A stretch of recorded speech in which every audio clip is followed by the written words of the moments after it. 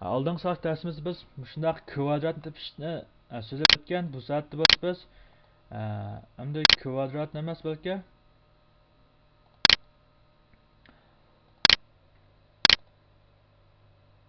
kubni, ya'ni kubni so'zlab topadigan bir funksiyani so'zlab o'taylik. Ya'ni kubi deganda masalan 2ninki 3-darsi yoki kub 3-darsi kub deb ataymiz.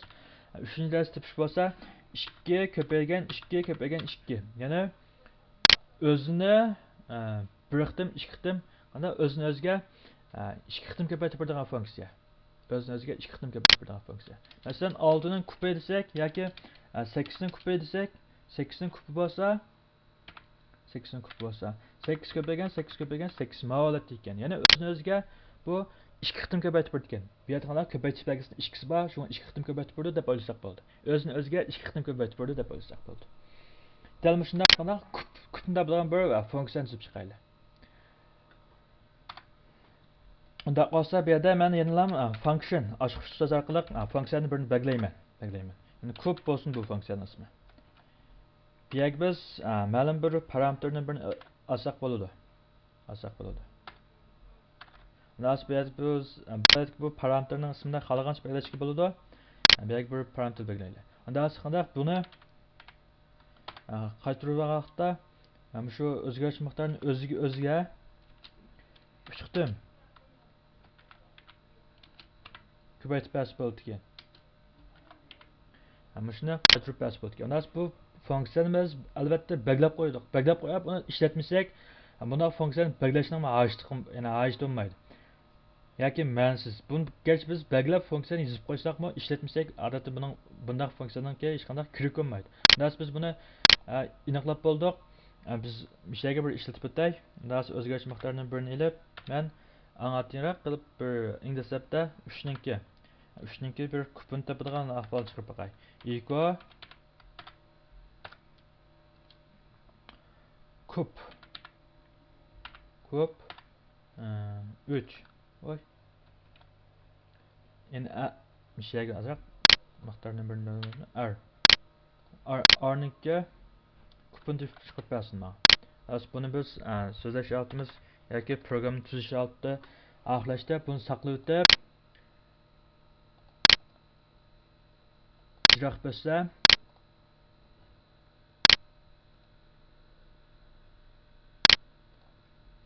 yigirma ya'ni 3 ko'paygan 3 9 9 3 ko'paysak 27 3 ning kubi bo'lsa 27. Evet bu yaniki 2 qilsak 2 ning kubi bo'lsa 8 chiqadi. 2 ning kubi bo'lsa 8 chiqadi.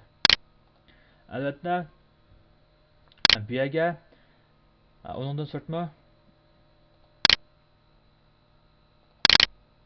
bu qalay bizningki 5-chi ekan. Bu o'zgarmabdi-ku. 2 ni qanday saqlab etdim hamda yengilib etdim. Yengilotgandan keyin 8. Albatta bu yerga 10 yoki 12 10 ning ming chiqsa to'g'ri bo'ldi. Buni biz albatta bundan cho'ng tanlan qilsakmi chiqaverdi. Mana bu kubni tepish jarayoni. Ani biz mishani men aniqlab deb o'tib ketadigan yer nerede desa, ma'lum bir funksiyani tuzish uchun, cho'qim bizda funksiyaga bo'lgan funksiyaning iqtidori bo'lgan bir tushuncha hosil bo'lishi kerak.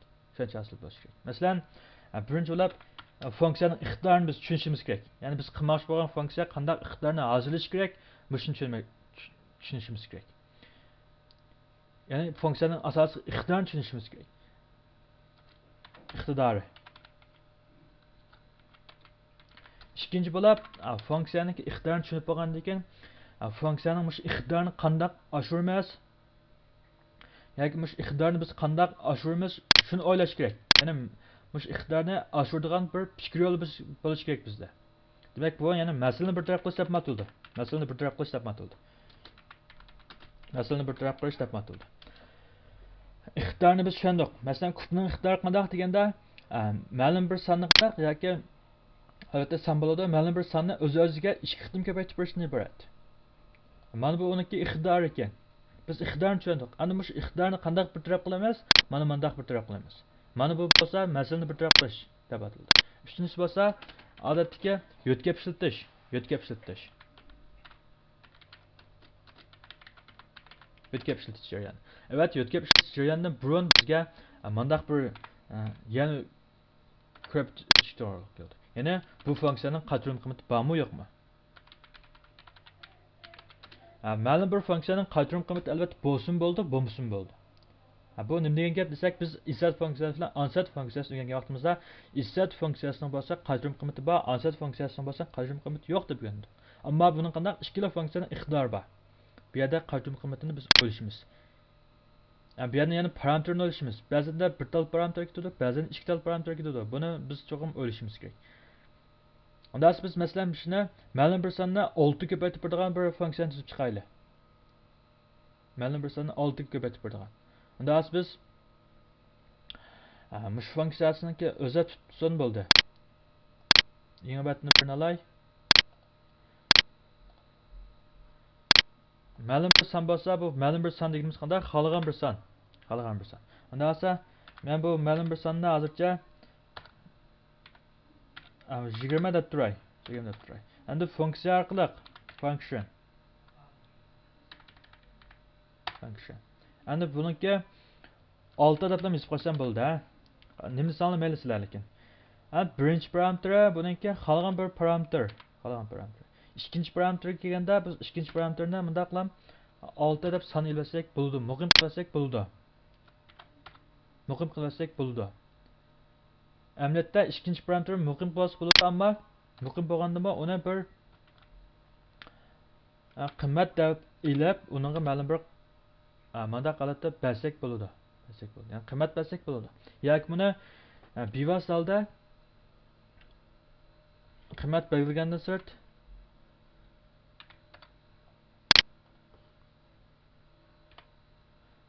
qimmat berilgandan so'ng buningga endi 6 ga ko'paytirish bo'lg'achqa bu 6 ni biz bas biyak yozmasak bo'ladi.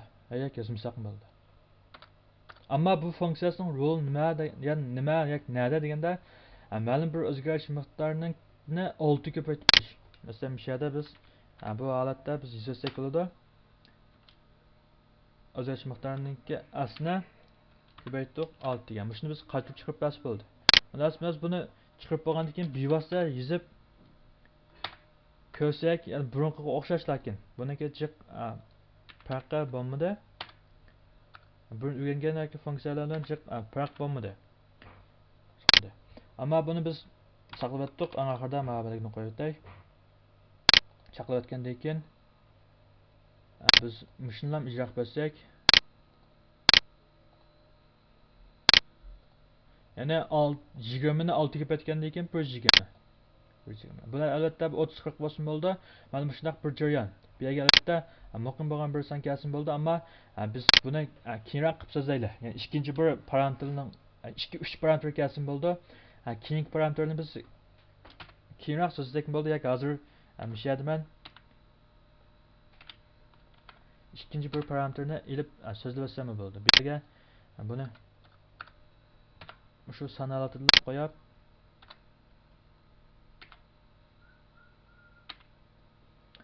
holatda qilib uni saqlab etgandan keyin ijro qilsak yana o'xshash 120. Bu yerdagi ikkinchi bir parametr bo'lsa, ma'lum bir son qilgan vaqtimizda mana shunday holatda son qilish bo'ldi. Endi buni biz yana murakkabroq qilib so'zlaymiz.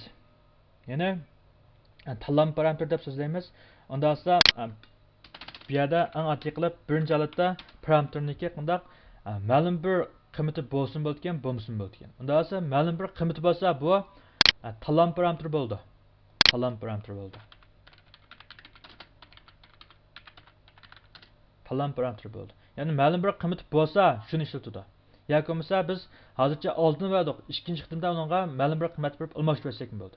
Bunda ma'lum bir qiymati bor parametrni bo'lsa, odatda biz tanlam parametr deb ataymiz. Tanlam parametr deb ataymiz. Ya'ni ma'lum bir qiymati hozir bor, lekin bu qiymatni program yozish jarayonida albatta almashtirib bersak bo'ladi. Almashtirib bersak bo'ladi. Yani tanlam parametr deb ataymiz. Manda qiymat ilish doirasi cheksiz bo'lgan yoki muqim bir qiymat doirasi bo'lmagan parametrni odatdagi parametr deb ataymiz. Odatdagi parametr deb ataymiz. Bu ikkisining odatda farqi shu, odatdagi parametr. Parametrni biz hozir tushunib o'tdik. Parametr bo'lsa, ma'lum bir qimmat ilish yoki ammasiga qarab ikkiga bo'linadi. Birinchi bo'lsa tanlov parametr, ikkinchisi bo'lsa odatdagi parametr. Albatta parametrning o'zimi o'zgarish miqdor. Biz buniki jiq biz tushunmaydek yerlar yo'q. Anda esa bir funksiyani function orqali aniqlaymiz. Ondan keyin funksiya ismi keldi, ondan keyin funksiyaning parametri keldi, eng oxirida funksiyaniki ixtiyor qismi keldi, eng oxirida funksiyaniki qoldirilgan qiymati keldi. Biz funksiyani aniqladik, aniqlab bo'lgandan keyin cho'qim uni yo'tkab ishlatishimiz kerak. Bo'lmasa mayli bu funksiyaning ma'lum bir ixtiyor bo'lsin, mayli bo'lmasin, uni aniqlagandan keyin cho'qim yo'tkab ishlatish kerak. Buni yo'tkab ishlatilmaydigan yoki keraksiz bo'lgan funksiyani bizning aniqlashimizga hojat qolmaydi. Funksiyani tuzashning mashunaq usullari bor. Biz keyingi soatda texmin ishlab ko'raylik. Bu soat darsimiz mishada axlashdi. Yoqtirib ko'rganlarga rahmat, xayr xo'sh. Yaxshimsizlar qarindoshlar, ko'rayotganlar cho'loq raqam soatniki PHP programlashtirishga. Bu soat darsimizda biz daraja ko'tarish funksiyasini so'zlab o'taylik. Daraja ko'tarish funksiyasini tuzish uchun biz oldin qismlarda kubni kvadratda tepishni so'zlab o'tgan. Albatta kubni kvadrat tepish so'zlab bu bir qadar osonroq bo'lgan mazmunlar. Yani bu bo'lsa kub bilan kvadrat bo'lsa bir qadar osonroq mazmunlar. Yani bu soatlik bo'lsa daraja ko'tarish mazmuni. Bu daraja ko'tarish deganda o'xshamaydi. Bizniki daraja ko'tarish qismimiz bo'lsa o'xshash bo'lmaydi. Masalan, oltini xalqan daraja ko'tarish uchun xalqan daraja ko'tarsak, ya'ni oltiniki 6-cı derecesi deganimiz nimaga teng bo'ldi desa 6 ko'paygan 6 ko'paygan 6 ko'paygan 6. Ya'ni 6ni o'ziga qanda 5 qitim hisobda. 1 2 3 hozir 3 bo'libdi. Ko'paygan 4 ko'paygan 5 1 2 3 4 5 6. 6dan 6 bor, ammo ko'paytirish amaldan 5 bor. 1 2 3 4 5. 6ni o'ziga qanda 5 qitim ko'paytirib berish. 1 2 3 4 5 6. 6dan 6 bo'ldi, ammo ko'paytirish amaldan 5 bo'ldi. 5 bo'ldi. Bu shunday o'z-o'ziga 6 qitim ko'paytirib berdi. Unda esa biz buni tushunib daraja ko'tarish biz tushunamiz. Masalan, 2ninki 3-daraja desak, masalan, adroq qilib so'zlayya, 2ni 3-daraja desak, 2 ko'paygan 2 ko'paygan 2. 2ni o'ziga 2 qitim ko'paytirib berish. Yoki ko'paytirish amaldan qanchasi bor desak, 2si bor. Ko'paytirish amaldan 2si bor. Shunday holatda. Qanchalik qanday son bo'lishini qat'iy nazar shunday daraja ko'paytirish amalini biz tizib chiqarsak bo'ldi. Endi albatta bu daraja ko'tarishda mundaq bir yo'l bo'ldi. Bu albatta musbat bo'lgan vaqtida ham shunday chiqadigan yo'l. Ya'ni musbat bo'lgan vaqtida biz shunday qilamiz. Endi daraja ko'tarishda mundaq bir o'xshamaydigan yo'l bor. 0 ning har qanday darajasi albatta 0 bo'ladi. 0 bo'ladi. Bu aniqligi 0 ningki har qanday darajasi. Har qanday men yulduz bilan yozib qo'yay. 0 ning har qanday darajasi 0 bo'ladi. 0 bo'ladi. Har qanday bir sonninki 0-ci derecesi neçikten bo'ldi desa 1-dan bo'ldi. Yani bu biz o'rganib o'tgan matematiklik programlar, matematiklik ifodalar.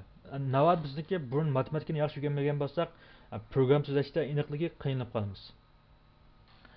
Albatta, mening tuzab o'tadiganim mana shu matematiklik programlar, matematiklik funksiyalarni tuzib chiqarish oxirini sizlar o'zinglar ehtiyojli bo'lgan yerlar qilib taraqqiy qilib masallar bo'ldi. Yani har qanday sonninki 0-ci derecesi 1-dan 0 ning har qanday derecesi 0-dan. Bu ikkisi aniqligiga. Endi biz uningdan boshqa 0dan yuqori bo'lgan sonlarni tepishni biz bildik. Endi 0dan tuvan bo'lgan manfiy sonlarning derecesi shu. Masalan, -10 ning maniki 2-ci derecesi bu nimaga teng endi? Shunaq bir yerlar chiqadi. Masalan, bu -10 ning 2-ci derecesi deganimiz 10 ning 2-ci derecesidan 10 ning 2-ci derecesidan 1 degan to'g'ri keldi. 10 ning 2-ci derecesidan 1. Navasizlar matematikani yaxshi o'rgangan bo'lsanglar, menimcha buningda qiynalmaysizlar. Yana -10 ning 2-ci derecesi deganimiz nimaga teng desak, yoki -10 nima albatta Bir tırnak şekilləsək bular yoki umsaqma o'xshash. Minos onun ikkinchi darsisi. Bu yerga men darajani amal olmag'ach, VB2 ga darajani ko'tarib keldim. Minos o'nninki ikkinchi darsi nimaga desak, o'nning ikkinchi darajasi dan birga teng bo'ladi. Bu biz matematika o'rganib bo'lgan ahvollar. Buni biz qaytab bir taklif qo'ydim. Tushunmay qolgan bo'lsanglar, shunday teng bo'ladi deb tushunib o'tsanglar bo'ladi. Yoki qaytsizlar bir tordan aqtirib ko'rsanglar bo'ladi. Yani menpisab bo'lgan ahvolida uni kvadrat ko'tarib, shuniki dan bir deb ham ilvatsak bo'ladi. Bu o'xshash. Kub bo'lgan ahvolda kub ko'tarib, uniki dan bir qilsak bo'ladi. Bu o'xshash bo'lgan ahvol. Unda biz mushniki oldidan bir oddiylashtirib ilib qanday ahvol mavjud desak, uniki daraja ko'tarishniki hamda daraja ko'tarishniki. Darajaga ko'tarilguchning yoki 0 dan cho'ng, 0 ga teng. Andan keyin 0 dan kichik bo'ladigan shunday bir ahvol mavjud. Aniqki 0 dan cho'ng, 0 ga teng bundan kichik bo'lgan ahvol mavjud. Anda biz shuni bir daraja ko'taradigan shunday bir layan bir tuzib chiqaylik. Yoki shunday bir funksiya tuzib chiqaylik. Unda biz aniqlik funksiya yoki funksiyani biz belgiladik. Unda bu daraja bo'lsin bu funksiyanın ismi. Daraja. Bunun albatta ikki xil parametr ketadi. Birisi bo'lsa daraja ko'tarilguchi. İkincisi bo'lsa darajasi. İkki xil parametrni men hozircha belgilab qo'yishtiray. Endi bu yerda tekshirish ketadi. Agar o'zgarish miqdor r, ya'ni daraja ko'tarilguchiniki qiymati 0 dan cho'ng bo'lsa,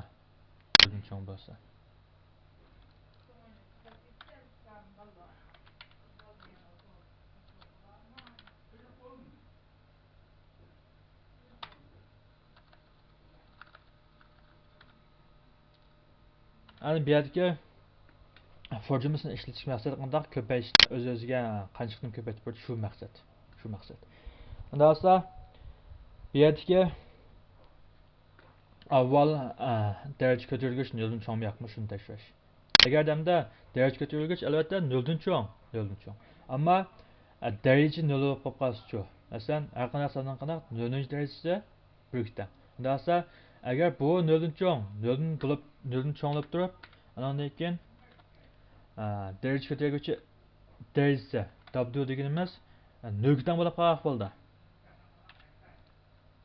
Tenglikni bunday ikki taldan yozamiz, bu yerda.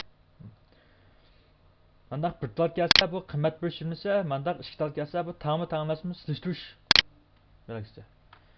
Agarda bunday qilib qolsa, ya'ni 0 dan cho'ng bo'lgan har qanday bir sonninki 0 darajasi bo'lsa, 1 ga teng bo'ladi. Har qanday sonninki 0 darajasi 1 ga teng bo'ladi. Faqat unda olsa buni ko'payish birsini ochib qolmaydi, 1 deb ilasiz bo'ladi. Endi agarda bu 0 dan cho'ng bo'lgandagi ahvol qanday desak, hozir shu ko'tarilgichni biz unda olsa darajasi 0 dan cho'ng bo'lgan ahvolni ham o'lchaylik. Bo'lmasa bek murakkab ketgandek. Ya'ni darajasini biz qanday 0 dan cho'ng deblam shu 0 dan cho'ng bo'lgan bir xil ahvolni o'lchaylik. Hozircha. Bo'lmasa bu programma haqiqatan bek murakkab bo'lib ketgandek. Unda biz buning shu ikkinchi darajasini 0 dan cho'ng bo'lgan ahvolni ham o'lchaylik. Unda olsa agar qanday bu 0 dan yana daraja ko'tarilguchi 0 dan cho'ng bo'lgan ahvolida. Buniki hozir darajasini 0 dan cho'ng deb ham o'ylab o'tirdik. 0 ga 0 teng yoki 0 dan kichik bo'lgan ahvolni o'ylashmadik. Unda biz ishga qilmayman. Hozir daraja 0 dan cho'ng bo'lgan ahvol. Yani darajasi 0 dan cho'ng bo'lgan ahvol qanday bo'lmoqchi? Bu ya'ni bu yerga W ni qanday 0 dan cho'ng bo'lgan ahvol. Faqat shundan o'ylashdik. 0 dan kichik bo'lganda hozircha o'ylashmay turaylik. Yoki 0 dan kichik, yoki 0 ga teng bo'lganda o'ylashmadik. Buni o'ylasak keyinroq qilib o'ylashaylik. Hozircha bu oddiyroq holatni chiqarib. Endi agarda bu yerdagi ko'tarmoqchi bo'lgani qanday noldan cho'ng bo'lsa, noldan cho'ng bo'lsa. Ana siz noldan cho'ng bo'lganlik uchun biz o'z-o'zini qanday aslida bardan yana darajasidan bir kichik holatda davlat bas bo'ladi. Unda esa bizga for jumsa orqali biz davlandiraylik. For jumsa orqali buning dastlabki qiymatini ma'lum bir o'zgarish miqdori ila buning dastlabki qiymatini 1 deb biray. 1 deb biray. Ondan keyin 1dan boshlanib mayerga mana holatda. 1dan boshlanib u har doim nechadan kichik bo'ldi deganda kichik o'zgarish miqdor W.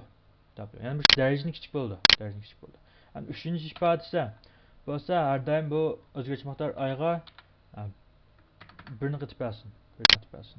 Mana bu funksiyaning bir for jumlasiniki qurilmasi bu yerga qanday qildi deganda har qitim zada o'z-o'ziga bir bundan burun hamda biz bir miqdor iltaylar.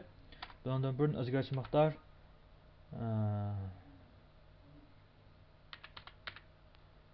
yoki oxir qadrdig'ini bo'lg'achqa bo'ldi oxir deb lamlay. Oxir. Buning qiymati eng dastlabda necha bo'lsin deganda 1 bo'lib tursin. 1 bo'lib tursin. Yoki buning dastlabki qiymatini men 0 bo'lib tursin deb olsam bo'ldi. Bu nima deyish hozircha pek muhim emas. Muhimi nada deganda bo'lmayadi. Biz ma'lum bir o'zgarish miqdorini shunchiqdim o'z-o'ziga ko'paytirishga to'g'ri keldi. To'g'ri keldi. Unda biz birinchi qitimda shu o'zgarish miqdor yana W mu yoki R kana o'zgarish daraja ko'tarilgach R. R ni o'z-o'ziga bir qitim ko'paytirib beraylik. O'z-o'ziga bir qitim ko'paytirib beraylik. Hozir R ni o'z-o'ziga bir qitim ko'paytirib berib uni o'sha o'z-o'ziga birini ko'paytirib beradigan jarayonni biz eng dastlab mushtaga biz o'zgarish miqdor R ni iltaylik. Ya'ni o'zgarish miqdor R niga dastlabki qiymatini oxirga bitiramiz. Bu yerga oxir deganimiz har doim qanday o'zgarish miqdor R dan olib turish kerak. Bu yerdan men buni ishlab baqqan azroq masalaga yo'liqimiz bo'lmasa. Ya'ni masalan o'zgarish miqdor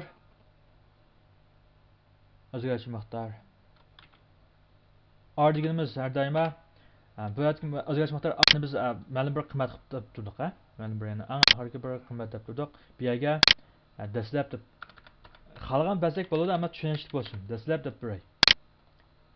Endi buni o'z-o'ziga dastlabida bu yerga qanday oxir nimikdan desak orqdan. Endi buni yana o'sha yerdagi daraja ko'tarilmoqchi bo'lgan buningga tanqib biraylik. Eng oxirida albatta for jumlamiz oxirlashib bo'lgandan keyin return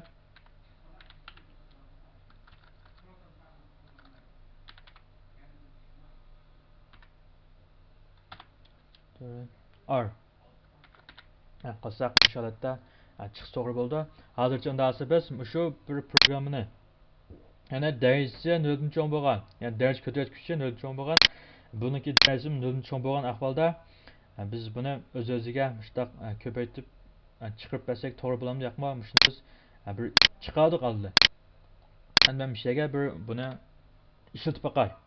Masalan, ma'lum bir o'zgaruvchi miqdor bu bevosita yozishib bo'ldi. Equal qilib bevosita daraja qilib birinchisiga hemen 6 deb olay. 6 ning nechinchi darajasi bo'lsa 6 ning 6 kvadratda 36 da bo'lsa kichikroq nala ile hisoblab bo'lamay avarsa chiqdi ekan. 3 ningki 3-chi darajasi bo'lsin, 3 ning 3-chi darajasi bo'lsin. Shuni tip chiqarib bersin menga. Buni saqlayapti. Saqlashni bilan qilib qo'ya. Eng oxirga programni ijro qilish oxirlashishni qo'yib o'tmayapman. Undan keyin buni ijro qilib o'tay.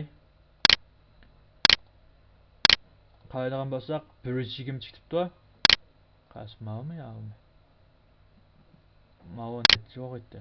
Bu 7 ekan, ha? 7 ekan, buningki bir bu yerda tirnoqni bir to'g'rilab o'taylik. Bu bo'lsa funksiyaning tirnoqi, bu bo'lsa if jumlasining tirnoqi, bu bo'lsa for jumlasining tirnoqi. Bo'ldi. Hozir 3-ninki 3-chi darsda 3 bunun 4-chi 3 bir keldi. 1 qıtdı, 2 qıtdı. 1 2 3'ning kichik bo'ldi. Ko'paytib buni oxirlashtirib chiqarib berdi. Undan sonra buni biz bir yo'nalsak, bu yerga 0 deb chiqarib beribdi. Bizning programmamiz xatolik chiqibdi. U mashhurda xatolik bor deydi.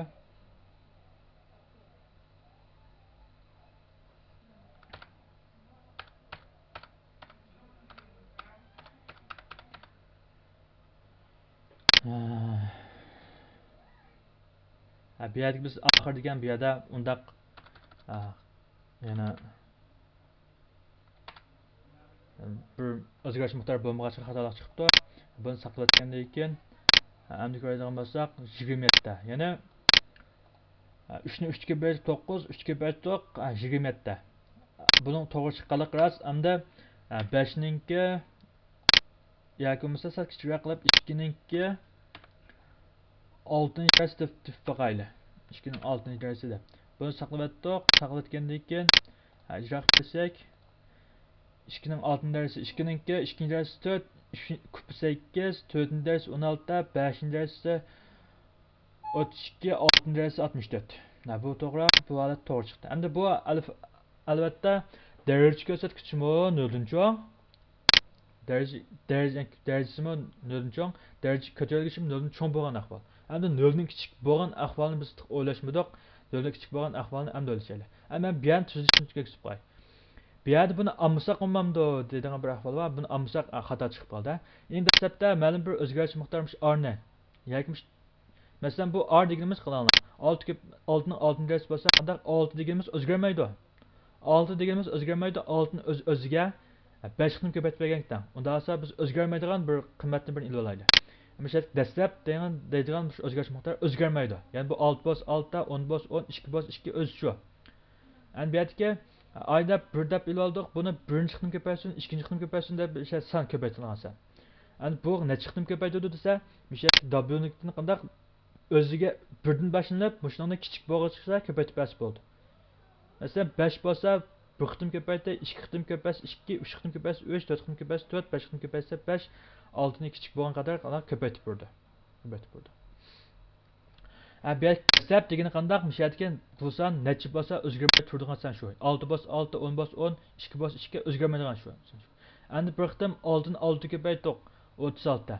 Qanday 36 deganimizni r-ga berdik. Undan r-ning qiymati hozir 2-chi qitim kelganda r-ning qiymati 36 ta. 3-chi qitim kelganda r-ning qiymati 36 ga 6 ni ko'paytirsak mencha shu holatda. Dastlab deganimiz o'zgarmay turib turdi, ammo r qanday davomli o'zgarib turib turdi. Davomli o'zgardi. Undan biz bu funksiyani tuzib chiqdik. Endilikda navbat kerak. Bu funksiyani biz daraja ko'rsatkichining o'zi, ya'ni daraja ko'rsatkichini yoki daraja ko'tarmoqchi bo'lgansan. Masalan, bu yerda daraja ko'tarmoqchi bo'lgansan 6 ga, bu yerda 2. Yani 2 ning 3-chi darsi. Undan so'ng daraja ko'rsatmoqchi bo'lgansan 0 ning kichik bo'lib qolgan ahvol yoki 0 ga teng bo'lib qolgan ahvol. Bu ikkisini yazaylik. Bu 0 dan cho'ng bo'lib qolgan ahvolni biz his bo'ldik. 0 dan kichik bo'lib qolsa-chi. Agar bu r deganimiz, o'zgarish miqdori r deganimiz 0 dan kichik bo'lib qolsa-chi, yoki 0 ga teng bo'lib qolsa, albatta biz 0 ga teng bo'lib qolgan holda bu yerdan return 1 qilsak ham bo'ldi. Ya'ni har qanday sonninki bu yerda r emas ekan, ha? Bu yoki 0 ga teng bo'lib qolsa, har qanday sonning 0 ning har qanday darajasi 0. Unda 0 ning har qanday darajasi 0 bo'lgach 0 deb yozsam bo'ldi.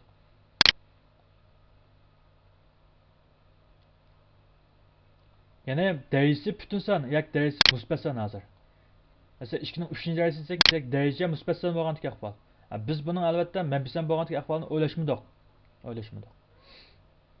Undan so'ng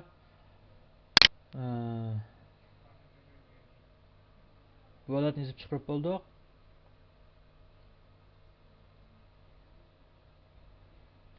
Hamda navoda qandaq nölgdan olib qalsa, ya'ni dərəcə kötərgüçü bir şey 2-digimiz nölgdan olib qalsa ki, dərəcə kötərməkçi bolğanda nölgdan olib qalsa, qandaq sanınki nölning har qandaq dərəcəsi nölgdan. Bu əmli ahval, şuna buni yozatdik. Onda olsa agarda har qandaq sanınki qandaq 0-ci dərəcəsi 1-dan. Buni yozatmız. Onda olsa bu yerga W deganimiz agar 0-dan olib qalsa qandaq qilamiz? Shuni yozaylik. Agar hamda W deganimiz qandaq 0-dan olib qalsa, ya'ni har qandaq sonning 0-ci dərəcəsi 1-dan. Shuni yozatdik. Onda men 10 yoki 2ning qandaq 0-ci dərəcəsi, 2ning 0-ci dərəcəsi qilib bakalım. Har qandaq sonning 0-ci dərəcəsi albatta 1 chiqib qapti-ku. 2ning 0-ci dərəcəsi desam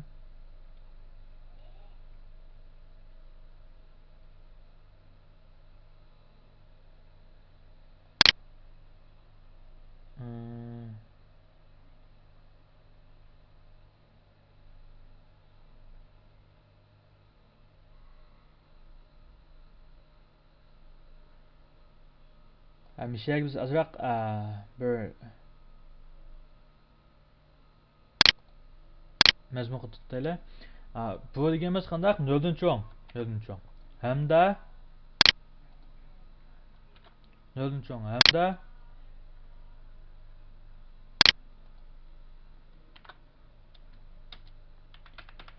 hamda o'zgarish miqdor W deganimiz bumi o'xshashda 0dan cho'ng bo'lgan ahvol. 0dan cho'ng bo'lgan ahvol. Amma holatda bu to'g'ri chiqadi. Ya'ni 2 desa qandaq 0dan cho'ng bo'lgan ahvolida bu to'g'ri chiqadi.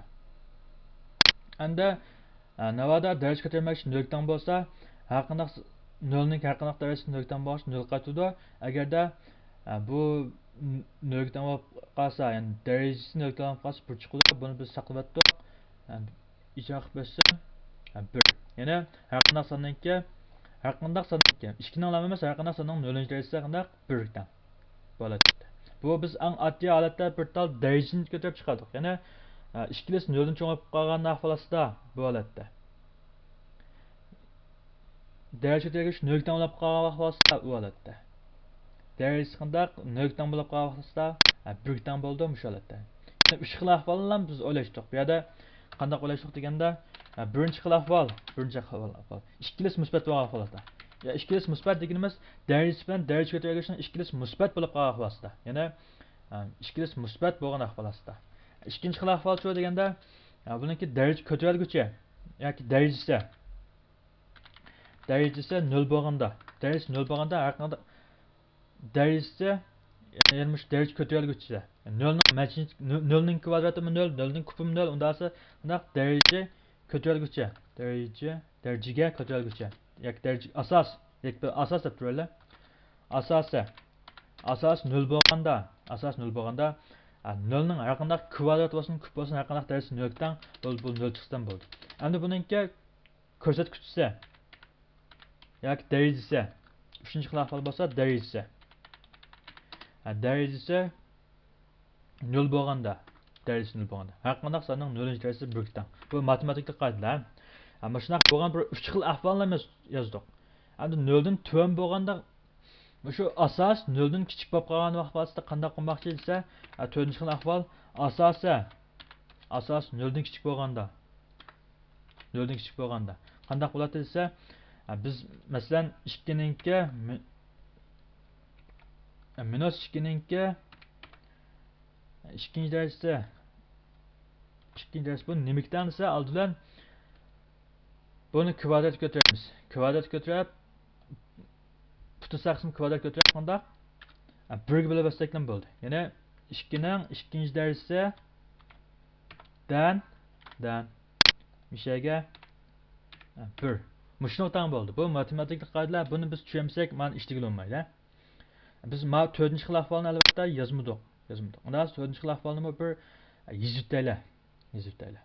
Ondan sonra buningki shunaq bo'lganligini biz tushundik. Endi eng oxirga biz faqat qanday qilamiz desak, bu 0dan kichik bo'lgan ahvol, ammo daraja ko'rsatkichi 0dan cho'ng bo'lgan ahvol o'ylashimiz kerak. Biz bunda alsam şu portal men F cümlesinden basam bo'ldi. Bundan sonra men ko'paytib olay. Ko'paytib oldim. Bir şey bilan qo'yaylik. Bu yerdan agar bu 0dan cho'ng emas, 0dan kichik. 0dan kichik. Albatta uning darajasi asos 0dan kichik, darajasi 0dan cho'ng. Bundaq bo'lganda bu yerda qandaq buningki biz nimaga erishamiz desak, buningki manfiy qiymatiga erishishimiz kerak. Ya'ni buning mutlaq qiymatiga yoki mutlaq qiymatiga erishishimiz kerak. Buning mutlaq qiymatiga erishishimiz kerak. Ya'ni bu minus 2 bo'lib qolsa biz 2 ga erishishimiz kerak. Minus 2 bo'lib qolsa biz bo'ldi 2 ga erishilsak ham bo'ladi. Benim shundaq lakinda eng dastlabida tunji qitimda bu yerdagi r deganimiz manfiy holatda. Unda asl biz bu yerdagi tunji qitimda yoki eng dastlabki holatda buning manfiy holatiga erishib oldik. Undan keyin o'z-o'zinimi erishish holatini biz bir manfiy son holatidan musbat son holatiga ko'tarib o'tadi. Yana o'zgaruvchi miqdor r deganimizni tan qilamiz. Minus o'zgaruvchi miqdor r. Yani o'z-o'ziniki manfiy holatiga erishib olsin. Yani musbat bo'lib kelsin demakchi. Bu yerda albatta bu 0 dan kichik bo'lgandan keyin bu 0 dan kichik manfiy son chiqib qoladi. Ammo ko'paytgan vaqtida biz buning manfiyligini o'ylashmasak ham bo'ladi. Ya'ni amalni o'ylashmasak ham bo'ladi. Nasıl biz bunun ikilisining musbat qiymatiga erishib oldik. Undan keyin bir jildiga amallar shunga bilan o'xshash. Ammo eng oxirida qojitligan qimmat bilan o'xshamaydi. Masalan, 2 ning minus 2 ning ikkinchi darajasi qanday bo'ladi deganda minus 2 ning ikkinchi darajasi minus 2 ning ikkinchi darajasi bo'lsa bu 2 ga ko'paygan ya 2 ningki ikkinchi darajasi 2 ning ikkinchi darajasidan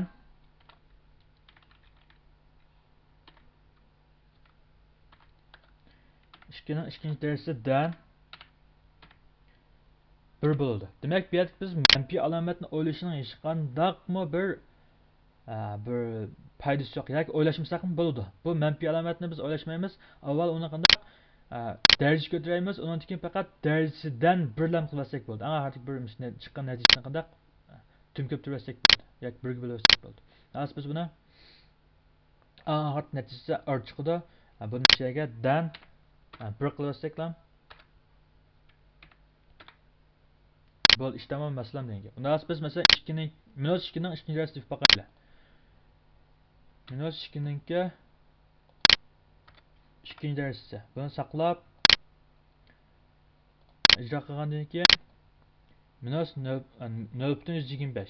0.125 nereden keldi desek bunu bundaq. Minus 2'nin ikinci dersigimiz qanday 4'ten 1. Yani 2'nin ikinci dersidan 1. Bir yer qanday chiqadi deganda 4'ten 1. 4'ten 1 çıkıyor. 4'ten 1'ni hesaplab kessek, onluq kessek öğrendirsek şu an 0.125 çıkıyor. Bu doğru alat. Biz şundaq 0'dan derece ko'rsatkichi 0'dan cho'ng bo'lgan ahvolni biz yozib chiqdik. Ya'ni ko'rsatkichi 0'dan cho'ng bo'lgan ahvol, ammo asos qandaq xalqan son bo'lgan ahvolni biz yozib chiqdik. Mana bu derece ko'rsatkichining derece ko'tarishninki funksiya qismi, yoki tuzish qismi. Unda biz funksiya tuzishda nimaga ahamiyat berganmiz deganda mana bir qism bor. Birinchisi funksiyaning iqtidori, ya'ni biz tuzmoqchi bo'lgan funksiyaning iqtidorini biz oldi bilan birinchilab mukammallashtiramiz yoki tushunib olishimiz kerak. Biz tuzmoqchi bo'lgan funksiya qanday iqtidorga ega bo'ladi?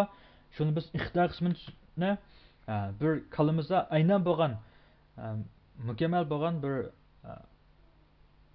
o'y bo'lishi kerak. Masalan, mening ma funksiyalarımda mandaq iqtidor bo'lishi kerak. Mandaq iqtidor menga hozirlab berish kerak degandek, shunday bir iqtidor bo'ligi bizning kalimizda mukammal holatda shakllanishi kerak. Birinchisi iqtidor. Ma'lum bir funksiyadan cho'qin bir iqtidor bo'lishi kerak. Bu bo'lmaydigan bir joy. Ikkinchisi bo'lsa, biz mushu tuzmoqchi bo'lgan funksiyaning iqtidori bizda mana iqtidor bo'lishi kerak deb biz buni tuzib oldik. Yoki uningga chirtyozni olib kalimizda muayyanlash bo'ldi. Undan iqtidorni shakllantirish uchun biz qanday qilishimiz kerak yoki qanday shartlarni hosil qilishimiz kerak? Shu bir masalani hal qilish kerak. Yani mesela qandaq 0'dan cho'ng bo'lsa mundaq bo'ldi, 0'dan kichik bo'lsa andaq bo'ladi. Yoki mundaq holatlarda shakllanish kerak deb biz shu masalanikka yoki shu iqtidornikka shakllanish uchun mundaq holatlar bo'lishi kerak deb shu iqtidorni shakllantirish uchun shu masalani o'ylab tepib chiqib masalani hal qilish kerak. Masalan, daraja ko'tarishni o'ylab bilsak, biz hozir aytgandek asos 0'dan cho'ng bo'lgan yoki asos 0'dan kichik bo'lgan ahvol bor. Albatta biz ko'rsatkichni biz 0'dan cho'ng deb ham ilvatdik. Ko'rsatkichi 0'dan cho'ng bo'lgan ahvolni o'ylashdik. Da'si biz ko'rsatkich 0'dan cho'ng bo'lgan va 0'dan kichik bo'lgan ikkiga bo'lingan, undan so'ng 0'dan cho'ng bo'lgan qanday bo'ladi, 0'dan kichik bo'lgan qanday bo'ladi. Mishani o'ylashimiz kerak. Ya'ni tarmoq masalani o'ylashimiz kerak. Tarmoq masalani o'ylash bo'lgandan keyin shu masalani hal qilishning chorasi deb chiqish kerak. Ya'ni masalani hal qilishning chorasi. 0'dan cho'ng bo'lgan qanday bo'ldi, 0'dan kichik bo'lgan qanday bo'ldi deb shu masalani hal qilishning chorasi deb chiqish kerak. Uchinchi holatda albatta parametrlarni epchilik bilan ishlatish kerak. Parametrlarni epchilik bilan ishlatish kerak. To'rtinchisida cho'qim funksiyaning qaytarilma qiymatidan o'ylashimiz kerak. Qaytarilma qiymat ma'lum bir funksiyaning albatta qaytarilgan qiymati bo'lishi kerak yoki bo'lmasin bo'ldi. Ammo ko'pincha holatlarda bo'ladi, bo'lmasimi bo'ladi. Ammo iqtidor qismi cho'qim 100% bo'lmasa bo'lmaydi. Iqtidor qismi bo'lmaydigan bunday funksiyani biz quruq funksiya deb ataymiz. Bu funksiyaning hech qanday ma'nosi bo'lmaydi. Mana shunday bir funksiya tuzishda shunday bir jarayonlarga diqqat qilish kerak. Biz eng oddiy bo'lgan funksiyalarni tuzish orqali funksiyaning qanday tuzilganligini, qanday bir taraf qilinganligini o'rganib o'tdik. Kelasi soatdan boshlab funksiyaning parametr qismlari bilan tanishib o'tamiz. Assalomu alaykum qarindoshlar, ko'rayotganinglar Shalloq Iroq musobaqasi o'qituvchisininki PHP programmalash biz bu soat darsimizda PHP'dagi funksiyalarning parametrlaridan tanishib chiqaylik. Biz ko'rib o'tdik, buni bu funksiyaning parametri. Albatta parametr cheksiz bo'lsin bo'ldi. Quruq funksiyalar bo'lsa da bo'lmasin bo'ldi. Andasi biz funksiyalarning ikkisi, uchi yoki birisi bo'lsa holatni biz ko'rib o'tib ketdik. 1, 2, 3 ni 3 holatni ko'rib o'tdik. Masalan, oldingi funksiyalarda o'rganib o'tgan MB_str andan boshqa MB sub_str deydigan funksiyaning 3 tal parametri bor. 4 tal parametri bor holat bor. Yani 4 tal parametri bor holat bor. Buniki endi müştat biz tanışıp etmek bo'lganimiz funksiyaning parametri. Yani biz oldingi soatda bu daraja ko'radigan funksiyani so'zlab o'tdik. Bu soatda mush funksiyaning parametrini olib so'zlab o'taylik. Bu yerda parametr oldi deganda yana funksiyaning qanday hozir r va w deydigan ikki tal parametr bor. Amaliyotda bu o'zgaruvchi miqdor faqat o'zgaruvchi miqdorning funksiya jihatda atalishi parametr deb atalgan. Oldingi soatda biz parametrni muqim qiymat ilish yoki ammasiga qarab ikki xil holatga bo'lingan. Ya'ni parametr bo'lsa odatik parametr va talan parametr deb ikkiga bo'lingan. Talan parametrniki ma'lum bir qiymati bo'ladi yoki ma'lum bir qiymat beramiz. Boshqa qiymat bersak shu bergan qiymat ishlatiladi, bermasak dastlabki shu qiymatini ishlatiladi. Ya'ni talan parametr. Birinchisi bo'lsa talan parametr. Ikkinchisi bo'lsa odatik parametr.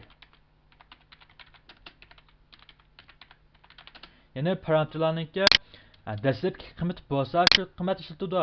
Dastlabki qiymati bo'lmasa dastlab biz bir qiymat beramiz. Yani masalan bunga holatda ya'ni 6 ga baytadigan bir funksiyani ma'lum bir sonni 6 ga baytadigan bir funksiyani chiqqan. Mishadagi w6 deganimiz oldingi soatda biz so'zlab o'tgan. Shu 6 deganimiz talan parametri bo'ldi. Bu yerda albatta buningga biz ikki qism kirib, endi o'zgaruvchi miqdorniki w ga biz ma'lum bir boshqa qiymatni berish to'g'ri keldi. Bersak bo'ldi demakchi. Masalan, mush qiymat bersak shuni ishlatadi. Bergan qiymat ishlatadi. Bermasak dastlabki shu ko'ngildagi qiymatni ishlatadi. Mana bu uniki ko'ngildagi qiymati, bu keyin bergan qiymat. Mana bu uniki qiymati bo'lmasa qanday shu dastlabki ko'ngildagi qiymatni ishlatadi. Ya'ni mana bu qayta qiymat bermagan ahvolda uning ko'ngildagi qiymatini ishlatadi. Avval uningga boshqa bir qiymat bersak, bergan qiymatni ishlatadi demakchi. Mana bu talan parametr, birinchi parametr. Ikkinchi parametr bo'lsa odatik parametr. Adetlik parametr deganimiz as shu. Endi tanlama parametrining bundaq bir alayligini biz tushunib o'tdik. Ya'ni ko'ngillik qiymati. Dastlab bilan buni ko'ngillik qiymatni bir o'timiz. Ammo shu ko'ngillik qiymatni agar buningda boshqa bir qiymat bo'lmasa, ya'ni men mishaga W deganimizdan 20 deb bundaq qiymatni birini berib qo'ysam, albatta bu ikkinchi qiymat qandaq ma'lum qiymatni ishlatadi. Agar men uning qiymat bermasa, ko'ngillik qiymatni ishlatadi. Mana bu tanlama parametrining alayligi. Endi yana bir alayligi bu tanlama parametri cho'qim odatlik parametrining oxirida keldi. Yani odatlik parametr cho'qim tanlama parametrining oldida kirishi kerak. Ama ikkisini almashtirib olsak, hozir o'rnini almashtirib olsak ham xatolik chiqadi. O'rnini almashtirishga bo'lmaydi. Yana odatlik parametr bo'lsa har doim oldida keldi, tanlama parametri har doim eng oxirida keldi. Buning bir alati. Endi biz bu soat dersimizde aldığımız saat derslerine biz mudaqlam takrorlab qo'ydik. Bu saat dersimizde biz boshqa bir parametrning yana bir bo'linish shaklini o'rganib o'tmoqchi. Bu qandaq deganda biz bu yerdagi daraja endi parametrning o'ziga bir aniqlik bir bitaylik. Parametrning o'zi bo'lsa funksiyaning ichki qismida aniqlangan. Funksiyaning ichki qismida aniqlangan funksiyaningki iqtidorini oshirish jarayonida qiymati o'zgarib turadigan yoki funksiyaningki iqtidorini oshirish jarayonida hisoblashga qatnashadigan o'zgarish miqdorini ko'rsatadi. Ya'ni parametr deganimiz funksiyaning ichki qismida aniqlangan funksiyaning iqtidorini amalga oshirish jarayonida hisoblashlarga qatnashadigan o'zgarish miqdorini ko'rsatadi. Ya'ni bu yerga o'zgarish R bilan W bo'lsa funksiyaning ichki qismida aniqlangan, ya'ni funksiya qismida aniqlangan funksiyaning iqtidorini amalga oshirish jarayonida har qanday, ya'ni har xil hisoblashlarga qatnashadigan o'zgarish miqdorini biz parametr deb ataymiz. Endi parametr odatli parametr va tanlama parametr deb ikkiga bo'lindi. Bu shu funksiyaning ichki qismidagi vaqt bilan bu funksiyadagi bo'linishi. Endi funksiyaning sirtida qanday bo'lindi deganda bu yoqqa aytgan bo'lsak daraja. Bu bo'lsa funksiya. Bu bo'lsa -2, bu bo'lsa 2. Endi bu yerda -2 qanday hozirgi asos 2 bo'lsa daraja. Endi bu yerda bundaq bo'linish qilib turib yana funksiya 2 ga bo'lindi. Ya'ni ma'lum bir qiymati bo'lmagan funksiyaning ichki qismida aniqlangan funksiyaningki iqtidorini amalga oshirish jarayonida har xil hisoblash jarayonlariga qatnashadigan mandaq funksiyani biz shaklan parametr deb ataymiz. Shaklan parametr. Ya'ni buniki odatda tanlama parametr bo'lsin bo'ldi, odatli parametr bo'lsin bo'ldi. Buniki ko'pincha ahvolda qanday deganda ma'lum bir lam qiymati bo'lmaydi. Ya'ni ma'lum qiymat olinmaydi yoki ma'lum bir qiymat olinmaydi. Masalan, buning -10 yoki -100 degan bir qiymati bo'lmaydi. Muqim qiymati bo'lmaydi. İkinci parametr bo'lsa, mandaq funksiyani yo'tkab ishlatgan vaqtida ishlatiladigan funksiya parametr. Bu parametr bo'lsa, haqiqiy parametr deb ataladi. Haqiqiy parametr deb ataladi. Bu parametrda haqiqiy parametr deb atalishda asosiy sabab bundaq. Buning qandaq haqiqiy bir qiymati bor. Haqiqiy bir qiymati bor. Agar bu o'zgarish miqdori bo'lib kelgan vaqtda zo'm yerga. Bu o'zgarish miqdorining cho'qim bir haqiqiy qiymati bo'lishi kerak. Masalan, men bu yerga o'zgarish miqdor R deganimiz bir 3. Andan keyin o'zgarish miqdor D deganimiz 4 deb mudaq qilib bu yerga o'zgarish miqdor R o'zgarish miqdor D mundaq deb o'tgan taqdirda bu yerga hozir o'zgarish miqdor keldi yoki parametr keldi deb tushunsakmi, bu parametr qanday parametr degan haqiqiy parametr. Chunki o'zgarish miqdor R ningki 3 deydigan, o'zgarish miqdor D ningki 4 deydigan mundaq haqiqiy bir qiymati bor. Shu qiymatga asoslanib turib buni biz haqiqiy parametr deb ataymiz. Endi bu yerdagi R bilan bu yerdagi W. Endi bu yerdagi R bilan R o'xshamli degan bu ikki R o'zgarish miqdor R ikkisi o'xshamaydigan bir ikki parametr. Yani bu o'zgarish miqdor R bo'lsa, funksiyasining ichki qismida aniqlangan R, bu yerdagi R deganimiz ma funksiya R ko'rsatadi. Bu ikkisi o'zgarmaydigan ma ikkisi, yani bu yerdagi funksiyaning ichki qismidagi R bilan funksiyaning sirtqi qismidagi bu R ikkisi ikki xil parametr. Birisi shaklan parametr, birisi haqiqiy parametr. Ham bu ikkisi ismi o'xshash bo'lgan bilan o'xshamaydigan ikki xil parametr. Bunday tushunishlik bo'ldi. Endi biz bir eng oddiy holatdagi funksiyani tuzab yoki bo'lmasa oldingi qismlarda biz o'rganib o'tgan bir mutlaq qiymat tipish funksiyasi. Bu funksiyasi biz yana bir qayta tushunib o'taylik. Buni biz ijro qilsak, 1000. Hamda bu yerdagi bu 1000 deganimiz albatta o'zgaruvchi miqdor r'ninki mutlaq qiymati. Rasmiy qiymati bo'lsa minus mana bu 30 bu 100 ming ekan, 100 ming. Minus 100 ming degani buning haqiqiy qiymati.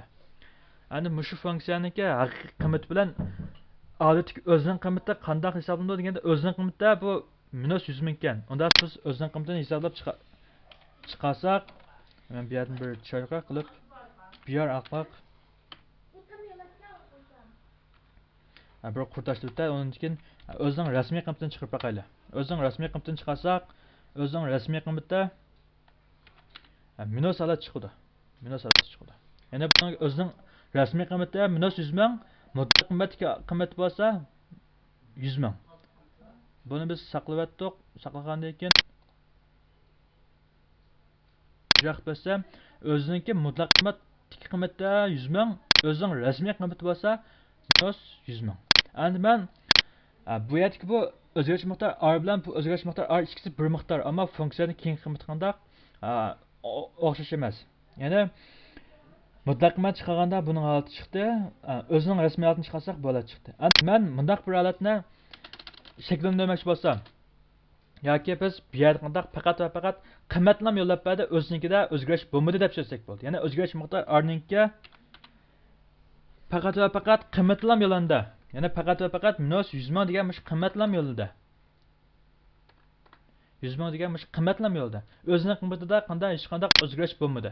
Bu bo'lsa faqat va faqat qiymat yo'llash. Qiymat yo'llash deb ataldi. Ya'ni faqat parametrniki qiymatini yo'llab turdi, parametrning o'zining qiymatida hech qanday o'zgarish bo'lmaydi. Buni biz tushunib o'tdik. Parametr minus 100 mingni yo'llab berdi. Minus 100 ming degan shu qiymatni yo'llab berdi. Bu yerdan chiqsa albatta minus 100 mingning mutlaq qiymati 100 ming chiqdi. Endi o'zining qiymatini bisib chiqarsak, o'zining qiymati qanday? Minus 100 ming chiqdi. Demak, o'ziningki o'zgarish miqdoriniki o'zining qiymatida hech qanday o'zgarish yuz bermadi. Faqat qanday qiymatlarni yo'llab berdi. Endi men mush o'zgarish miqdorining o'zining qiymatidan bir o'zgarish hosil bo'lishi ekan desam, unda vaqtda biz mushu funksiyani qanday tuzamiz deganda birinchi holatda qiymatlarni ililish. Endi ikkinchi holatda biz uningki o'zining bu bir qiymatini yo'llab bergan yoki o'zining qiymatidan o'zgarish hosil bo'lgan mushnaq bir funksiyaniki holatini tuzib chiqaylik. Unda esa biz aniq qilib function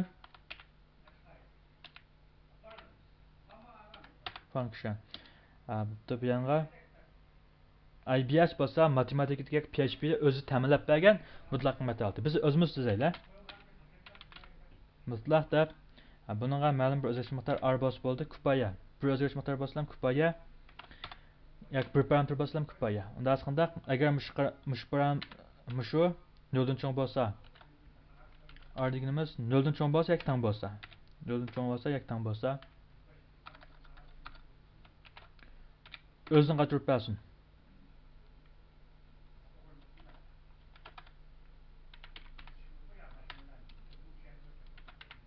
O'zini qaytarib bersin. Endi agar unda olmay 0 kichik bo'lib qolsa deganda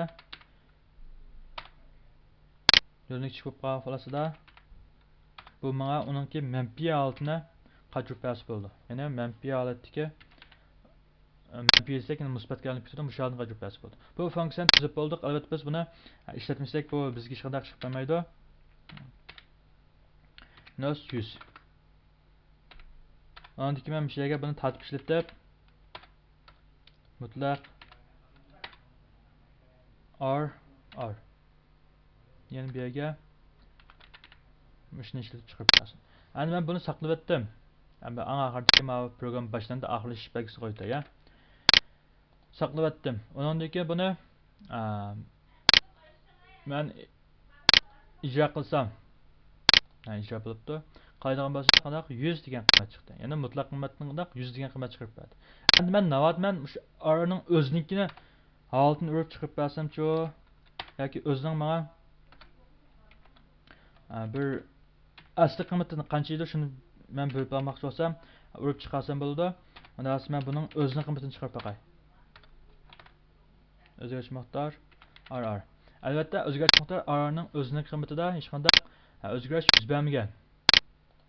Ya'ni mutlaq qiymati 100, o'zining qiymati -100. Endi men shu o'zining qiymatini bir o'zgarish yuz bersin bo'ldi. O'zining qiymatini funksiyani ishlatgandan keyin bir o'zininkidimi bir qiymatdimi o'zgarish yuz bersin desam, ikkinchi holat tuzman. Birinchi holat bo'lsa qanday qiymatni ham yo'lab berdi. Ya'ni bu yerda qanday ushtirlash yoki qiymat yo'llash holati. Yani haqiqiy parametr bilan shaklan parametrininki ikkisining o'rtasidagi ushtirlash usuli bunday ikki xil bo'ldi. Birinchisi bo'lsa qiymatlam yo'llash. Ya'ni qiymatlam yo'lida faqat qiymatlam yo'llab berdi. Ammo o'zinikida qanday aslidagisi o'zgarish bo'lmadi. O'zining aslidagi qiymatida o'zgarish yuz bermadi. Ya'ni o'z rasibtimi -100 da keyin bu qanday funksiyani ishlatib bo'lib, keyin ishlatganda qanday uning qiymati -100 bo'ldi. İkinci xil parametr yo'llash shakli bo'lsa adresni yo'llash. Adresni yo'llash deganda mush parametr adresni yo'llab burada mush parametr kartda bo'lgan har qanday bir o'zgarishning hammasi ya'ni shakl parametrdagi har qanday bir o'zgarishning hammasi haqiqiy parametrdagi o'zgarishga teng. Ya'ni shakl parametri bilan haqiqiy parametrning ikkisi o'xshab ketadi. İkisi teng bo'lib ketadi. Tengdosh bo'lib ketadi demakchi. Yana shaklan parametri qilingan har qanday bir o'zgarish, har qanday bir hisoblash alomatlarining hammasi amaliyotda haqiqiy parametr qilingan bir o'zgarishdir. Unda biz ikkinchi xil adres yo'llash shaklini mush soat o'rganib o'taylik. Biz chunki unda qo's biz darsimizga qaytib kelsak, darsimizning ikkinchi qismida bo'lsa adres yo'llash qismi. Biz burungi o'rganib o'tganlarimiz odatda qiymatni yo'llab berdi. Biz bu da parametrlarning orasida adresni yo'llashni o'rganib o'taylik. Adresni yo'llashda o'rganib o'tishda biz kichikina bir tal misollarni ishlaylik. Masalan, men ma'lum bir o'zgarish miqdor r ni buniga 20 degan qiymat berib qo'ydim. Endi bundaq bir yana ma'lum bir o'zgarish miqdorga o'zining qiymatiga yana o'zini bir qitim qo'shib bergan. Undan keyin 5 ni ilib o'tadigan bundaq bir funksiyani bir yozib chiqaylik. Bu funksiya odatda biz shuni o'ylagan paytda bo'lg'ash tushun. Masalan, bunga al deb ismini birini qo'yib qo'yay. Bunga parametrga men ma'lum bir parametrni berdim. Endi bu funksiyaning asos ixtiyori bo'lsa, shu bir r degan ya'ni avval r degan o'zgarish miqdoriga o'zini qo'shib berdi. O'zini qo'shib berdi. Undan keyin 5 ni appasin. Undan keyin shu qiymatni qaytarib tegi bersa bo'ldi. Buni biz atdiyalatda bir funksiyani biz laylab qo'ydik. Ana bu birinchi xil usullarda buni biz bevos ishlasak, albatta qanday ishlaydi deganda bizning birinchi xil usulimiz ya'ni qiymatni yo'llab berish holatida ishlaydi. Masalan, al degan funksiyani ishlatib, masalan r degan funksiyani shunaqlam ishlatib buni saqlab bo'ldi. Biz bu yerdan men yanılam bunu talagandan keyin ijro qilay. Ijro qilsam bizning burunqi holatda ishlaydi. Yana eng oddiy holat bo'lgan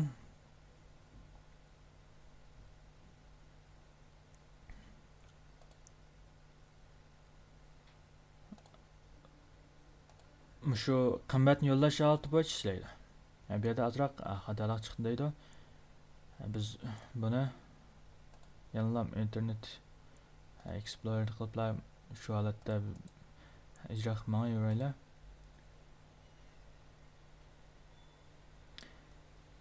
Buniki men ishdan burun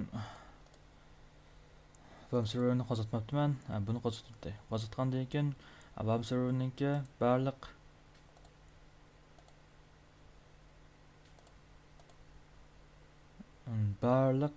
mulozimatlarni bir qo'zg'atdi qaytadan. Bundan keyin hamda buni men qayta bir yanıltasam bu hozir 8 ekan, bizning ijro qilmoqchi bo'lganimiz 8 mi? Bizning ijro qilmoqchi bo'lganimiz 9. Daha sonra men bu yerga faqat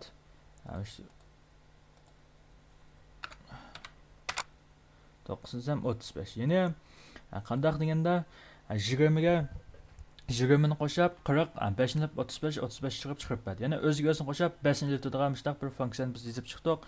Buning rolini shunday qilib berdi. Endi men qanday qilmoqchi desa, hozir bu birinchi xil holatda, ya'ni qimmatlam yo'llab berdi bu yerda. Ya'ni men agarda buning aslida equal andan keyin o'zgarch miqdor r desam, bu o'zgarch miqdor r ninki qiymati buni chiqarishdan burun biz bir tal qurtashlik deydi. O'zgarch miqdor r ning qiymati bu yerda aniqlarkanda yenilam 20 chiqadi. Nima ish qilmishnaq chiqib qoldi deganda albatta chunki nima ish qiladi deganda bu yerda biz qanday faqat qimmatlam yo'llab berdi. Ya'ni haqiqiy parametr r ninki 20 degan qiymatini shaklan parametri bu yerdagi bu r ga yo'llab bergan. Bu yerdagi bu ikkisini garchi ismi o'xshasmi, ammo o'xshash bo'lmagan ikki xil parametr. Bu bo'lsa shaklan parametr, bu bo'lsa haqiqiy parametr.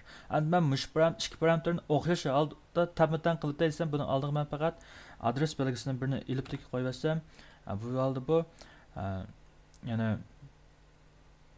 bizningki adresini iletgandan keyin bu hamda adresini bu shaklan parametr haqiqiy parametrning adresini qabul qildi. Buni men saqlab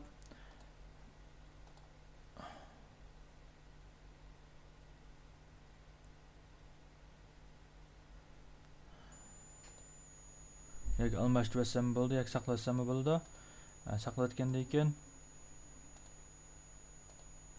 bo'ldi. Bunu neticesi ko'rsak 35. Nimishqa bu yerdagi bu o'zgartish miqdori r ning qiymati endi nimishqa 35 bo'lib qoldi. Nima uchun zodi dastlabida bu biz bu yerga qanday adres belgisi qo'ymasda, ya'ni bu bo'lsa adres belgisi deb ataldi. Bu bo'lsa adres belgisi deb ataldi. Albatta bu adres belgisi deb atalish bilan birga agarda bu mandaq ikkisi kelsa lokal hamda ya'ni bu anda, yana birisi anda. Lokal hamda degan belgini bildirib keladi. Albatta lokal hamdaning ikki xil yozilishi bor. Birisi bo'lsa anda, yana birisi bo'lsa maholat. Navada bu yana maholat kelsa buni biz o'rin hamda deb ataymiz. Ya'ni o'rin hamda belgisi bo'ladi. Hamda bu yerdagi bu parametrning oldiga maholat kelsa bu adres belgisi deb ataldi. Adres belgisi ya'ni shaklan parametri qabul qildig'ini bo'lsa, haqiqiy parametrningki adresini qabul qiladi. Shunlashqa adres qabul qilgan bo'lg'achqa hamda bu yerdagi shaklan parametrining qiymati albatta adres parametrining qiymati bo'ldi. Ya'ni shaklan parametri qilingan har qanday bir o'zgarish, har qanday bir hisoblash amaliyotda haqiqiy parametrga qilgan bir o'zgarishdir. Bu ikkisining qiymati tang, adresi tang, bu ikkisiga o'xshash bir o'rinda yoki o'xshash bir bo'shliqni ishlatadi. Shunlashqa bu yerda o'zgarish miqdori r ning qiymati 20 bilan emasmi, balki funksiya bir taraf qilinayotgan holatda 35 bo'lib chiqqan. Biz buni keyin ishlatsak albatta shunday chiqadi. Agar men buni albatta bu funksiya bir taraf qilinmagan holatda chiqarsam-chi deganda funksiyani biz bir taraf qilinmagan holatda, ya'ni biz bu funksiya orqali bir taraf qilinmasdan burun chiqarsak buning qiymati albatta bu yerdan 20 holat chiqadi. Ya'ni bu yerda bu joqda chiqqan qiymati 20 chiqadi. Nima qilamiz biz funksiya orqali bir taraf qilmadik buni. Ani funksiya orqali men bir taraf qilaversam onun qiymati 35 bo'lib chiqadi. 35 bo'lib chiqadi. Albatta buni ijro qilib qaragan bo'lsak, eng dastlabda 20. Bu qanday funksiya orqali bir taraf qilinmagandik 20. Funksiyada bir taraf qilayotgandan keyin 35, funksiya orqali bir taraf qilinib bo'lgandan keyingi qiymati 35. Buni keyin chiqarsak albatta 35 olti bo'lib chiqmaydi. Mana bu bo'lsa uningki ikkinchi xil usuli. Ya'ni adresni yo'llab berish bo'ladi. Adresini yo'llab berish. Biz burun o'rganib o'tganlarimiz odatda qanday qiladi desa, qimmatlam yo'llaydi. Biz bu soatda adresini yo'llab ilishni o'rgandik. Ya'ni bu oldiga shunday bir adres belgisini bir kelsa, bu adresini yo'llab bergan shaklan parametr haqiqiy parametrning adresini ilib oldi ekan. Unda esa shaklan parametr qilingan har qanday bir o'zgarish bo'lsa, amaliyotda haqiqiy parametr qilingan o'zgarish ekan deb tushunsak, bu to'g'ri bo'ldi. Unda esa bizniki parametrlar qisqin qilib bilsak, mandaq 4 ga. Ya'ni odatdagi parametr odatdagi parametr bilan tanlama parametr. Ondan keyin shakllan parametr bilan haqiqiy parametr. Bu holatda o'xshamas tartib bo'yicha o'xshamas holatda bo'linishi. Ya'ni 4 xil holatga bo'linadi. Birinchisi bo'lsa odatdagi parametr.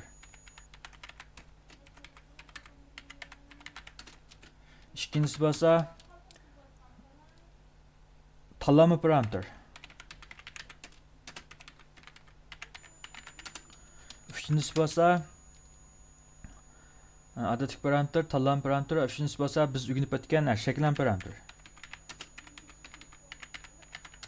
Dördüncüsü bo'lsa haqiqiy parametr.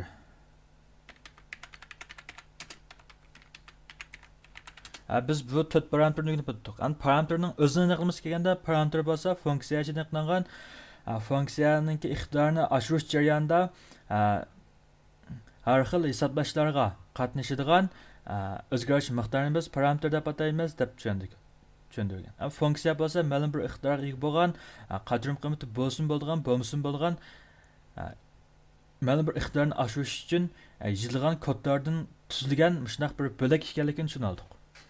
Endi biz bu 4 xil parametrni tushundik, funksiyani tushundik, funksiyaning aniqlanishi funksiyani tushundik, hamma holatni biz tushunib o'tdik. Ham bu yerdagi 4 xil parametrning ichida tanlama parametriga satpa mujmal bo'lib qoldi. Unda esa biz müsaatimizden bu tanlama parametrini so'zlab o'taylik. Unda men tanlama parametrini so'zlashdan burun bir tal yangi batning birini qurib olay.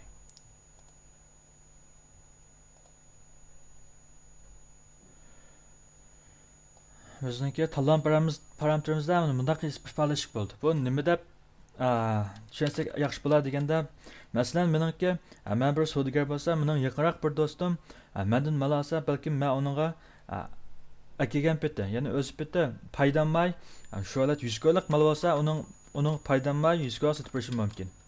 Endi navbat bir notunishroq odam bo'lib qolsa, men 100 ko'lik mal akagan bo'lsam, uningdan albatta 10 ko'y paydalab 110 ko'yga sotib berishim mumkin. Ama shunday holatda biz tanlama parametr orqali shuni ishlab chiqaraylik.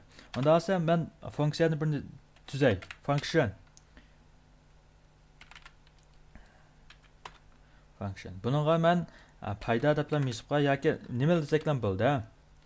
Unda birinchisiga ma'lum bir o'zgarish miqdor r. Bu yerda r deganimiz albatta malniki bahosi bo'ladi. Yana biz akagan bahosi, chitib olgan bahosi. Yani akagan bahası deb turadi. İkincisi bo'lsa percent paydasi.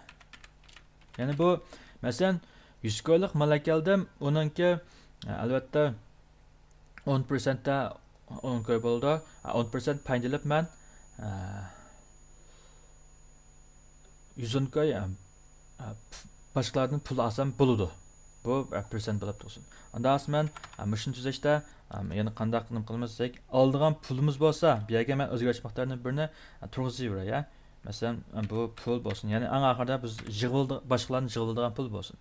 Agar bahosimiz masalan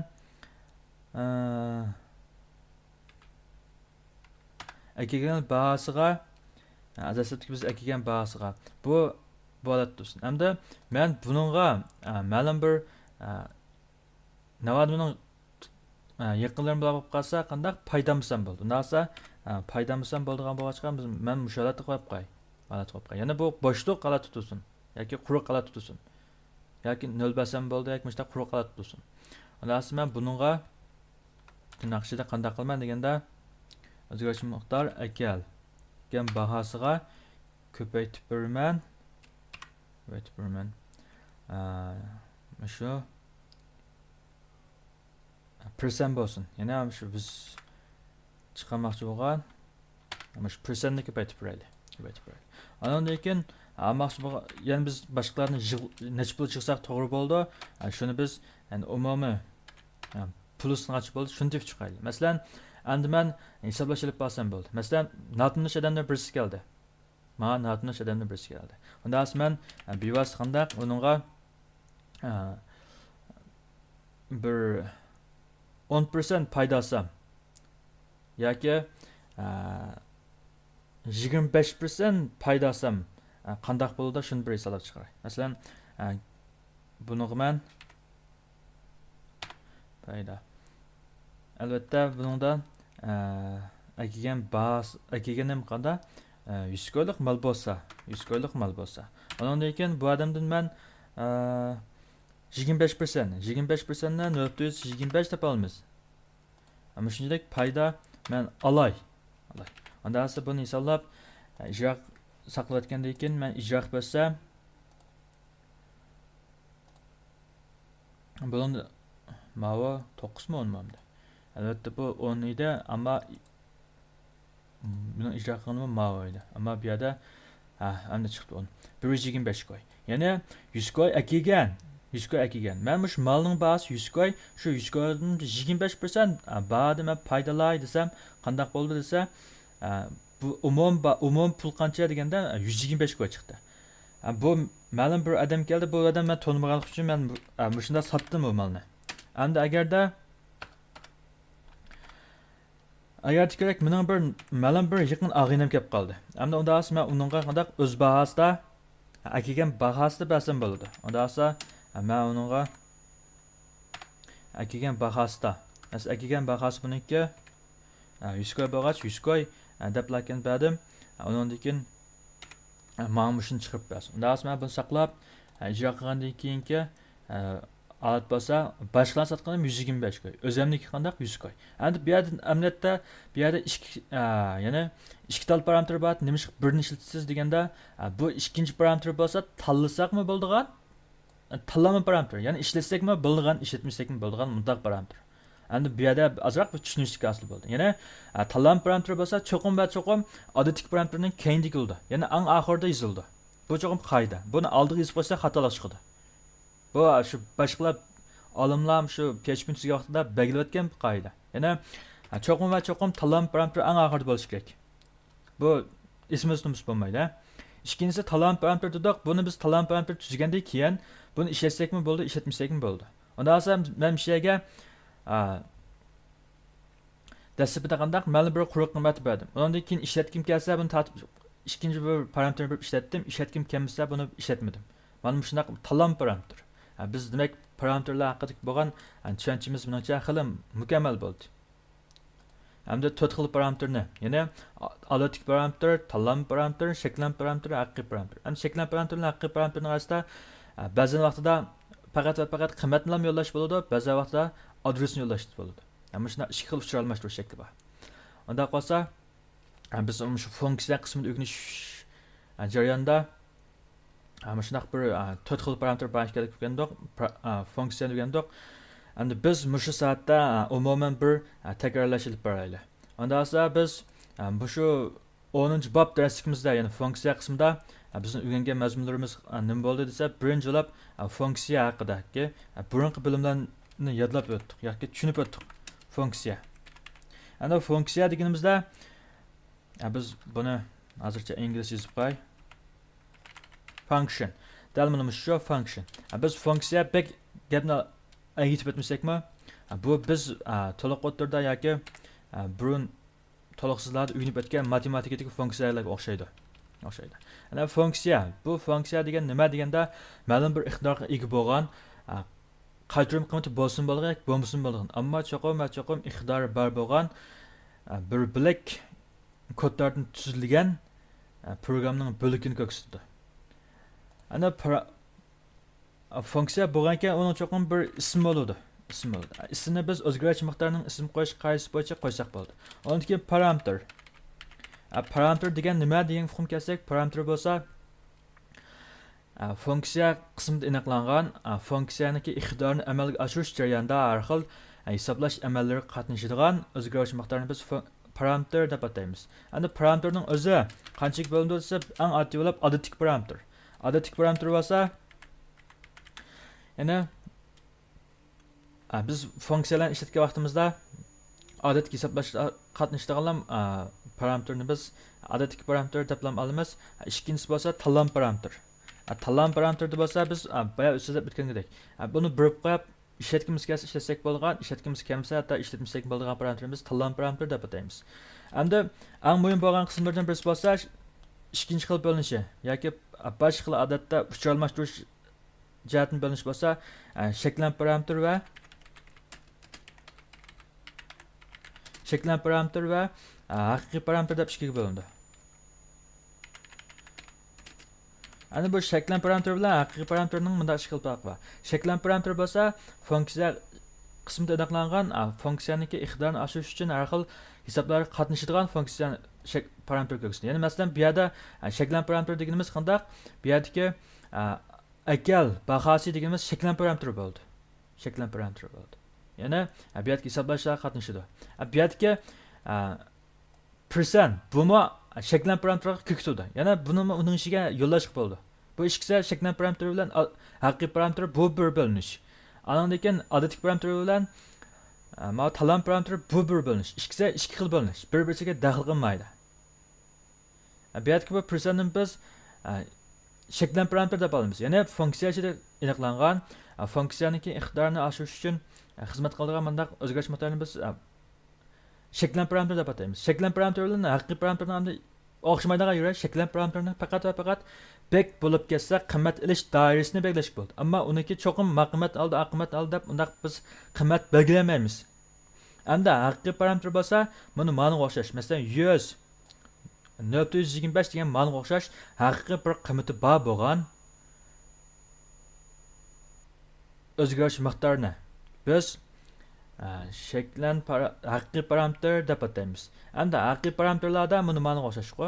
Ya'ni r deganning 20 deydigan bunda qimmati bor. Buni biz funksiya ishiga qo'shsakmi bu haqiqiy parametr bo'laverdi. Ammo bu yerdagi ma r'ninki hozircha haqiqiy qimmat yo'q. Bunda holatda buni biz shaklan parametr deb ataymiz. Ya'ni funksiyaning bu yerga kelgan bu qismi bo'lsa, shaklan parametr haqiqiy qimmati bor. Bunda bir parametrni biz haqiqiy parametr deb ataymiz. Bu ikkisining shundaqla bir holat bor. Ya'ni bu yerga shaklga chiqib qo'ygan parametrni bo'lsa, shaklan parametr, haqiqiy bir qimmati bor parametrni bo'lsa, haqiqiy parametr deb ataymiz. Ya'ni parametrning shundaq 4 xil turi bor. Yoki bo'lmasa bu ikkidan bo'lindi, bu ayrim bir bo'linish, bir-biriga daxl qilmaydi, Ufqumdan to'g'ri tushunsak bo'ldi. Uchinchisi bo'lsa, biz eng oddiy bo'lgan kvadrat, undan ko'p, undan keyin daraja ko'tarish, undan keyin mutlaq qimmat topadigan bundaq 4 xil holatdagi funksiyani o'rgandik. Ammo shu navada bu 4 xil holatdagi funksiyani sizlar tushungan bo'lsanglar, cho'qim o'zinglar kuchinglar yetgan boshqa funksiyalarni tuzishga bo'ladi. Hamda boshqa funksiyalarni tuzishga bo'ldi. Men hozir eng oddiy qilib bir funksiyani qanday tuzaymiz yoki qanday tuzishimiz kerak shuni bir tushuntirib o'tay. Eng oddiy bo'lib biz tuzmoqchi bo'lgan funksiyaningki iqtidorni biz o'ylashimiz kerak. Ya'ni iqtidor. Men funksiya tuzmoqchi, bu funksiya nima qilib bersin menga deydigan shundaq bir iqtidor. Yoki ma'lum bir masalaga yo'liqdik, shu masalani hal qilish uchun shu funksiyani tuzganman, unda esa shu funksiyaning roli nima? İqtidor nima? Menga nima chiqib turdi? Shuni biz o'ylashimiz kerak. Ya'ni bu iqtidor bizga cho'qim 5 qo'ldek ayon bo'lmasa bo'lmaydi. Bo'lmasa mukammal bo'lmaydi programmamiz. Ikkinchisi, iqtidor bizga ayon bo'lib bo'ldi. Unda esa shu iqtidorni oshirish uchun nima ish qilamiz? Yoki shu iqtidorni asosan masalani hal qilish chorasi desak bo'ldi. Ya'ni ma'lum bir funksiyani tuzmoqchi, u mendaq iqtidorga ega bo'lsin. Unda aslida shu iqtidorga ega bo'lish uchun men nima ish qilsam bo'ladi? Shu masalani men bir chorasini hal qilay. Musholat. Uchinchisi bo'lsa, funksiyani belgilab ismini qo'yib qo'ygandan keyin parametr. Ya'ni parametrlardan cho'qim biz unumli foydalanishimiz kerak. To'rtinchi holat bo'lsa, qaytarim qimmati. Endi ko'plagan funksiyalarniki masalan 100 tal funksiya bo'lsa, 100 tal funksiyasining ichida odatda 80 dan ko'proq bo'lgan funksiyaning hammasi qaytarim qimmati bo'ladi. Shundan biz funksiya tuzgan vaqtida oxirida qaytarim qimmatini unutib qolmasligimiz kerak. Qaytarim qimmat har doim return jumlasi orqali qaytarim qimmat qaytarildi. Ya'ni ma'lum bir qimmat qaytarildi. Bu return jumlasi orqali ma'lum bir qimmat qaytarildi. Qaytarilganda faqat va faqat qanday deganda birlam qimmat qaytarish bo'ldi. Agar ko'p qimmatlarni qaytaradigan ishlarimiz bo'lib qolsa, o chog'da biz uni grup orqali qilsak bo'ldi. Yani grup orqali ko'plagan qimmatni qaytarishga bo'ladi, ammo bu grupim qanday faqat birlam grup bo'lishi kerak. Gap tushunishlik bo'ldi. Ma'lum bir qimmatlam qaytadi. Bundaq pul, undan yana ma'lum bir miqdor u bu deb bundaq 3 qimmatni qaytarishga bo'lmaydi. Bu tushunishlik bo'lsin. Yani return jumlasi orqali qimmatni qaytaramiz. Yeterince yumsaqlıq qiymat qatırmız, amma qiymat qatqandan faqat və faqat bir tallam qiymat qatırışqa buludu.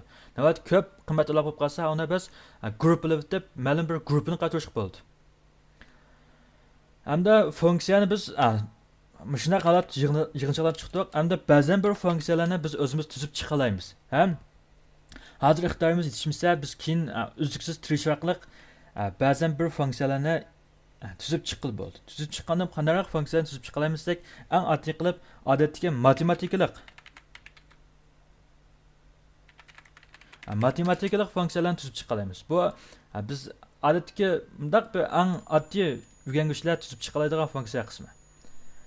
Endi qanday funksiyani biz tüzüb chiqamaymiz deganda, mana bunday funksiyani biz tüzüb chiqamaymiz. Ya'ni ishga saqlovchi qismiga yetib ketadigan mandaq funksiyalarlar bo'lib qolsa, biz bevosita tuzishga bizning kuchimiz yetmaydi haqiqatan.